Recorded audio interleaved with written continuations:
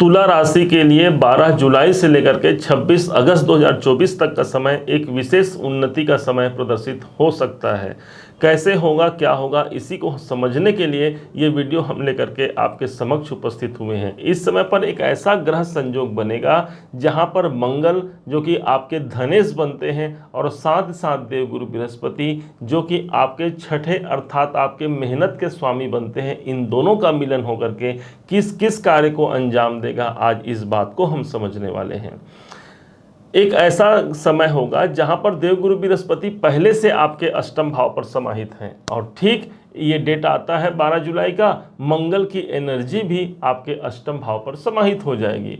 वास्तव में इन दो ग्रहों की अलग अलग एनर्जी अष्टम भाव पर होगी जिसका प्रभाव कई स्थानों पर प्राप्त होगा। जैसे कि ये जो अष्टम भाव है यही बाधाओं का स्थान है। मंगल के पास वो एनर्जी है कि मंगल लड़ाई कर पाता है, एक नैतिकता के प्रति युद्ध करा पाता है मंगल, और यही है इन दोनों का संतुलन जो सबसे ज़्यादा इस समय पर आप अपने किसी परेशानी या बाधा के लिए आप लड़ पाते हैं, उसके अगेंस्ट जाते हैं और वहाँ पर आप सफलता को भी खींच कर लेकर के आ पाते हैं। यही है इसका सबसे बड़ा शुभ प्रभाव जो अष्टम भाव पर देखने को मिला है।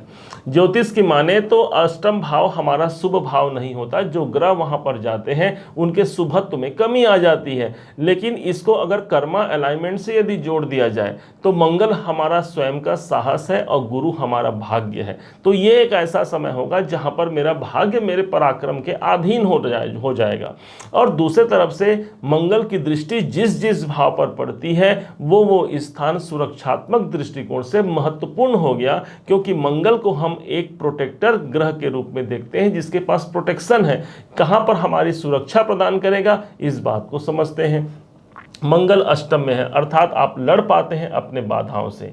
अब इनके पास एक दृष्टि है जो कि सीधे पड़ रही है आपके लाभ भाव पर।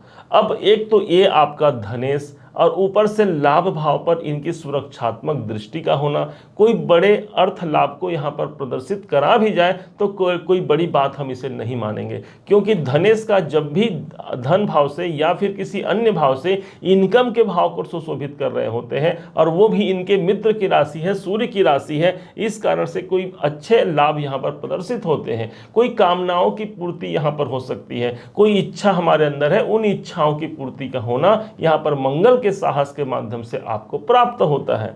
चूंकि मंगल के पास एक दृष्टि और है और जो है इनकी 7वीं दृष्टि जो सीधे धन भाव पर पड़ रही है। देखा जाए तो धन भाव ही के तो स्वामी बनते हैं मंगल देव। सदैव के लिए तुला राशि के लिए इनके धनेश ही मंगल देव हैं और इसलिए आप देखेंगे जब भी आपको धन की प्राप्ति होगी आप काफ़ी एग्रेसिव होकर के अपने उस कहने के मतलब ये हो गया कि मंगल के पास हिम्मत है, तो उस हिम्मत को लेकर के आप धन की प्राप्ति के लिए सदैव प्रयासरत रहेंगे और इसी कारण से हिम्मत का पारिश्रमिक दिलाने के लिए ये एक ऐसा टाइम होगा जो मंगल की दृष्टि धन भाव पर पड़ेगी। अब चूंकि अष्टम भाव पैसों की फसाहट है और जहां पर इनकी दृष्टि है वो हमको प्राप्ति का स्थान है या फिर धन से जुड़ा हुआ कार्य दिखाने वाला स्थान है। तो जो पैसा यदि फंसा हुआ है, कहीं अटका रुका हुआ है, तो उस पैसे की प्राप्ति भी इस समय पर स्वाभाविकता को प्रदर्शित करते हुए ये गोचर आपको दिखाने वाला गोचर हो सकता है। अब यहां पर मंगल के पास एक दृष्टि और है जो इनकी 8वीं दृष्टि है। अब 8वीं दृष्टि मंगल की बहुत अच्छी नहीं मानी जाती, कोई ना कोई रुकावट वहां पर आता है। तो ध्यान देंगे कहां पर रुकावट आएगा, क्योंकि 8वां जो भाव होता है काल पुरुष की कुंडली में ये हमको रुकावट भाव को प्रदर्शित करता है और दूसरी तरफ वहीं पर बदलाव भी दिखता है।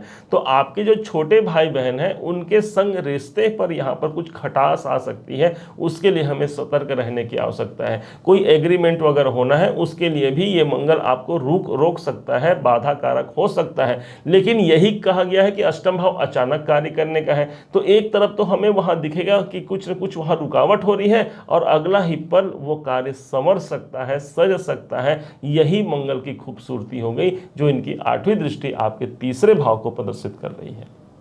अब यहाँ पर गुरु भी बैठे हैं। गुरु और मंगल दो ग्रहों की एनर्जी है। गुरु के पास वो साम्राज्य है जो आपके नौकरी के मालिक है। अब इनकी जो दृष्टि है देवगुरु बृहस्पति की इस समय पर ज़्यादा महत्वपूर्ण हो गई है, क्योंकि देवगुरु बृहस्पति के पास अभी जो बल है वो लगभग 15 डिग्री की ओर आगे बढ़ रहे हैं आज 12 तारीख के डेट के आधार पर। तो इस हिसाब से अब कोई ग्रह 12 से 18 डिग्री पर होते हैं तो उनके पास फल देने की जो कैपेबिलिटी होती है वो काफ़ी मजबूत होती है। इस हिसाब से जहां इनकी दृष्टि पड़ती है वो स्थान हमारा मजबूत हो जाएगा। जैसे कि 1 2 3 4 5 इनकी 5वीं दृष्टि पड़ती है 12वें घर पर, और अष्टम भाव जो है वो परिवर्तन का स्थान है। 12वां घर है वो है आपका निवेश का स्थान, कोई निवेश संबंधी कार्य आपका होगा। और बता दें आपको कि देवगुरु बृहस्पति अभी भर नहीं बल्कि आगामी आने वाले सन 2025 के मई महीने तक आपका साथ नहीं छोड़ेंगे, अर्थात अष्टम भाव से ही वो एक परिवर्तन की स्थिति को यहाँ प्रदर्शित करते हैं।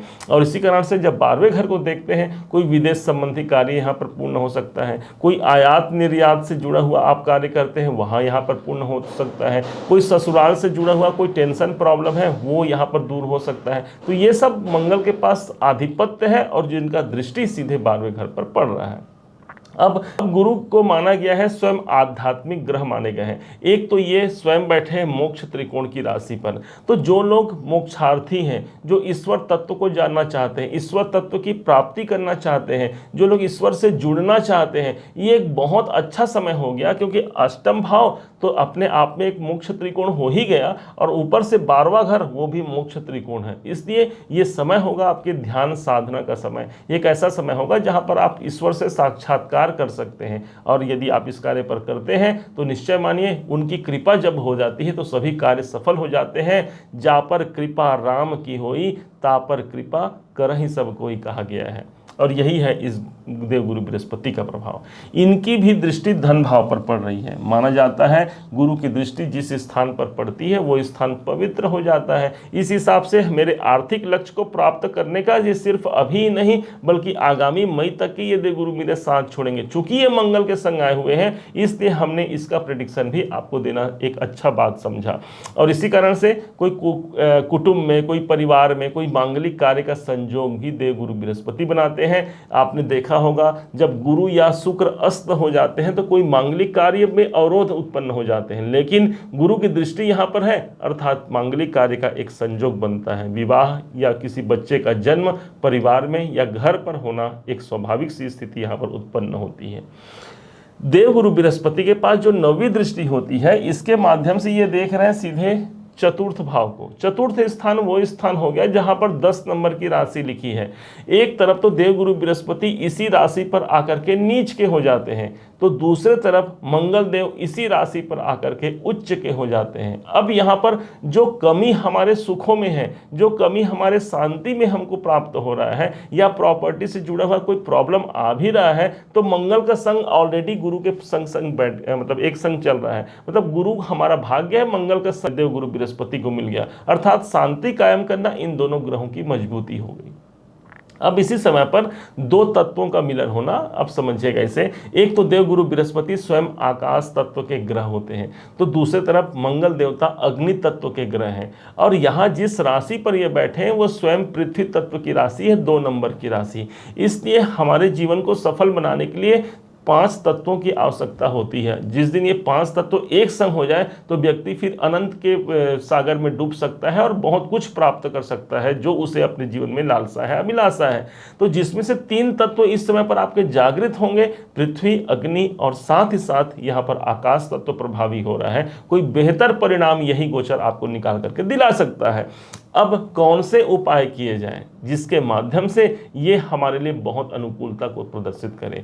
ध्यान दीजिएगा, देवगुरु बृहस्पति के संग मंगल बैठे हैं। मंगल को माना गया है लाल रंग, और वहीं पर देवगुरु बृहस्पति होते हैं पीले रंग को प्रदर्शित करने वाले।